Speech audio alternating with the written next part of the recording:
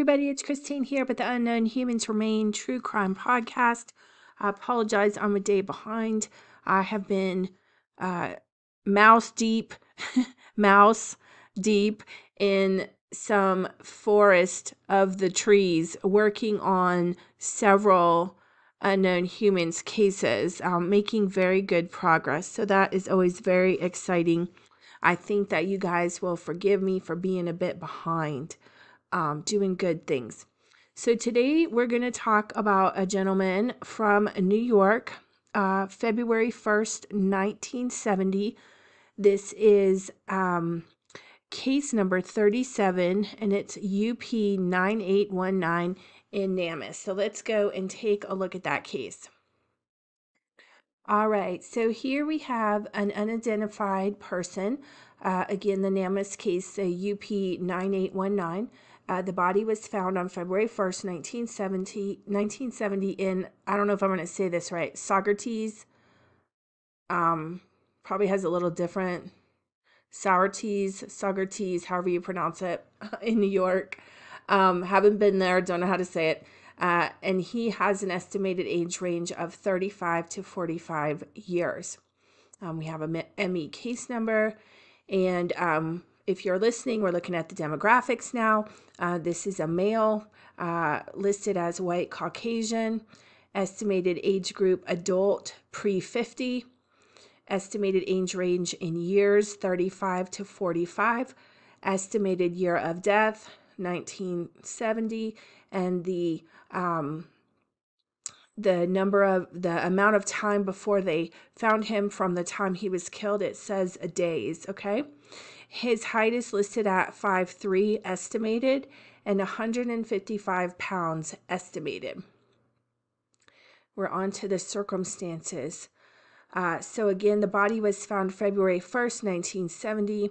The Namus case was created January 24th, 2012. So I'm sorry, I can't talk today. So way a long time, but we're glad that it got in here, right? And again, in Saugerties, however you say that, New York, 12477 in Ulster County. We'll take a look at that in a minute. And it says here, the circumstances of recovery. On 2/1/70, an unidentified body was located down an embankment in West Saugerties in the town of Saugerties, New York, Ulster County. Investigation revealed that the unknown subject was shot. In the details of recovery, it says all parts recovered with a recognizable face. And if you're listening to this, there is looks like an artist rendering at this point in there. So we'll take a look at that too, see if there's any images in here. Hair color brown, wavy hair with a bald spot on the crown. And that is about all we have for physical features. For clothing and accessories, it says the victim was found wearing a 3/4 length tan brown reversible raincoat, green suit. Oh my gosh, this is a lot here. Let me try to go slower. He was wearing a 3/4 length tan brown reversible raincoat. Okay, then under that he had a green suit. This is 70s, white dress shirt, and a black silk tie with the label Playboy. Undergarments, green shirt, extra large, with the label Rimrock, made in Taiwan. Okay, this is kind of crazy. Blue cotton pajamas with long sleeves, size 0. Okay, I'm getting lost. Are you guys getting lost? And I'm reading this. White t-shirt, white shorts bearing the label Sun Valley, made in Korea. So it is February, right? And we talk about wearing layers when it's cold, but I don't know how you go from an extra large shirt to a size 0 cotton pajamas with long sleeves. So it started out, I guess he had a white t-shirt. I'm trying to picture this. White t-shirt and white shorts. And then he had blue cotton pajamas on. And then he had a green shirt on. And then he had the white dress shirt on with the green suit. And then he had the reversible raincoat. Okay, but it's good. We've got some brands here. Footwear, black leather shoes, size 8.5. This is crazy. Gray socks, black rubber overshoes, medium, with the label Wings, made in Canada.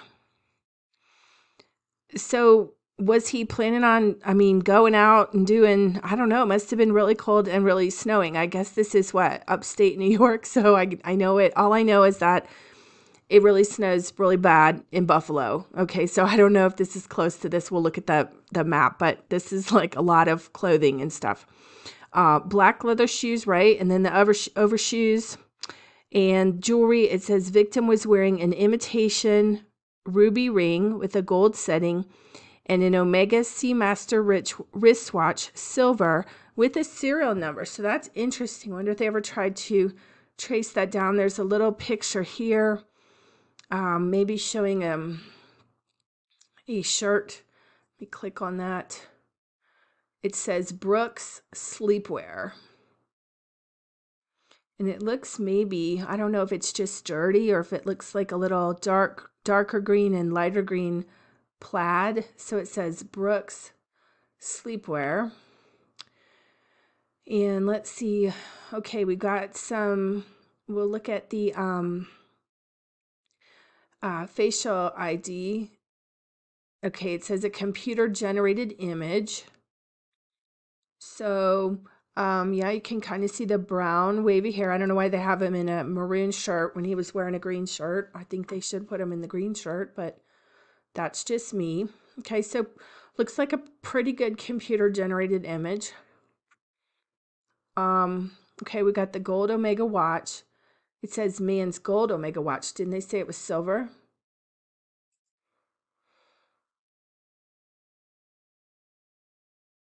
Yes, it was silver. But in the picture it says man's gold Omega watch, but it looks silver. Man's gold ring with red stone. Ring is believed to have been made in Portugal. Okay, so that's interesting because when you look at the picture,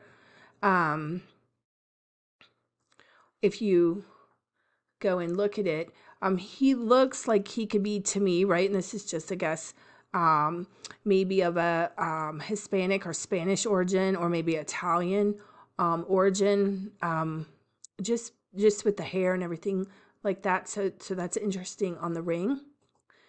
And then trying to get through can't do my pictures here very good. Sorry about that. Okay, so we've got the jewelry, and then we have a facial sketch, which looks a little different. To me, he looks a little thinner in the face than the other one. That was done in 2016. And I don't know if they did it off if they, put the material or the clay on the face, or how exactly they did the sketch, if the computers are doing it now with mapping the distance and stuff like that. But very, very recognizable image here. Okay, so we've got all those. Yeah, so he looks a lot thinner in the hand sketch. Okay, so let's go back up to the case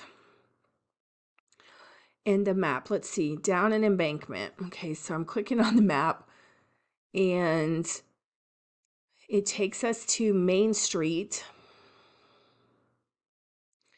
and down an embankment. Did it say Ulster? It said Ulster County. So I don't know where in town there would be an embankment. I'm thinking maybe, if you guys are familiar with it, I'm thinking, of course, this is 1972, right? So the downtown looks kind of flat and stuff. Maybe for the highway, looking at the highway. I don't know. That's kind of all we have. It doesn't look like it's a huge city. Where is it by? It is by, well, Highway 87 runs through it. And then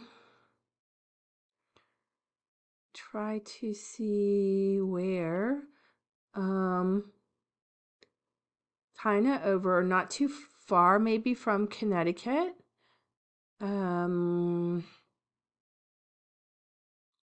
between Albany and White Plains. Okay.